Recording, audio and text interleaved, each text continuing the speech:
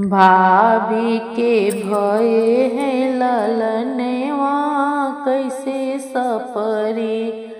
भाभी के भये है ललनवा कैसे सपरी। कैसे सपरी हो कैसे सपरी। भाभी के भये है ललनवा कैसे सपरी। सास जो आवे पिपरी पिसन को मांगे आपन नेग। नेग चार की बात न करियो पिया गयो परदेश।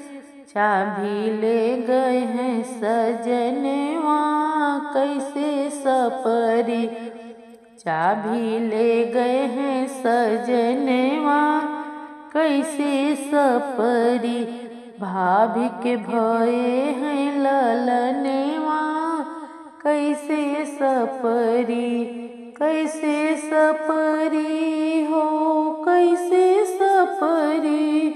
भाभी के भये हैं ललनवा कैसे सपरी। जेठनी जो आवे लड्डू बन्हन को मांगे आपन नेग। जेठनी जो आवे सुठौरा बंधन को मांगे आपन नेग। नेग चार की बात न करियो पिया गए परदेश। चाबी ले गए हैं सजनवा कैसे सपरी। चाबी ले गए हैं सजनवा कैसे सपरी। भाभी के भये हैं ललनवा कैसे सपरी। कैसे सपरी हो कैसे सपरी। चाबी ले गए हैं सजनवा कैसे सपरी।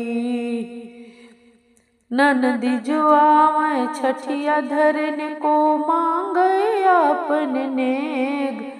ननदी जो आवे कजरा करने को मांगे आपन नेग। नेग चार की बात न करियो पिया गए परदेश। चाबी ले गए हैं सजनवा कैसे सपरी। चाबी ले गए हैं सजनवा कैसे सपरी। कैसे सपरी।